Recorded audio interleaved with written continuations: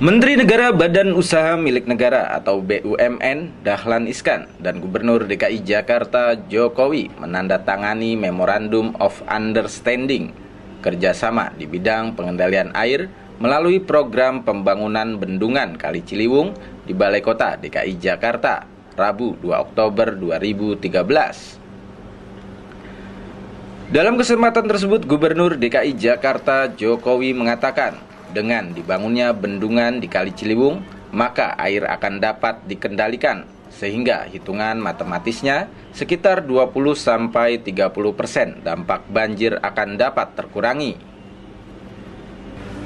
Manfaat lainnya, air yang tertampung di bendungan dapat menjadi penyuplai air baku bagi warga Jakarta.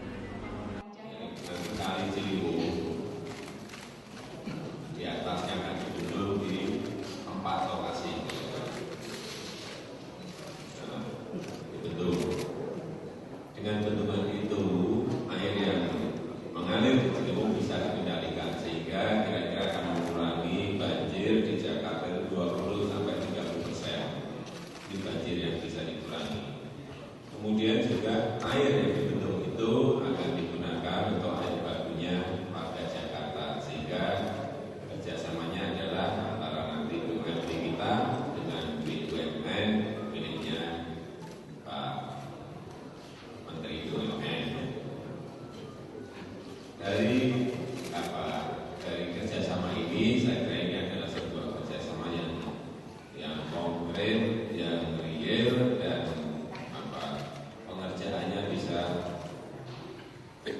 dalam waktu yang agak cepat. Inilah saya kira realisasi yang ingin segera kita.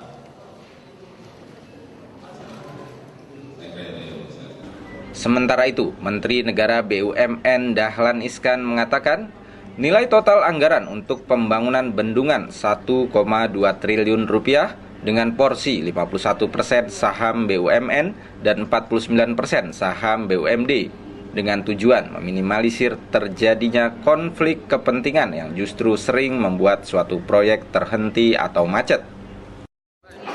Kapan saja, bahkan mungkin nggak perlu groundbreaking juga nggak apa-apa. Kenapa harus ada groundbreaking? Oh iya belum. Itu Pak Gubernur. Anggaran 1,2 triliun.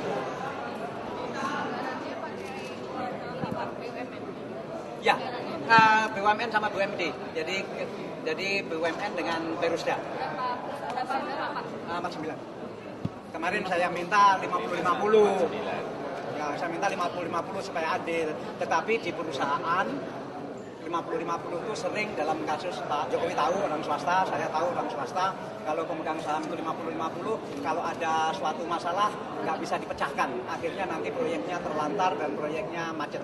Tapi kalau ada 5149, biarpun selisihnya hanya 1%, tetapi ada solusi.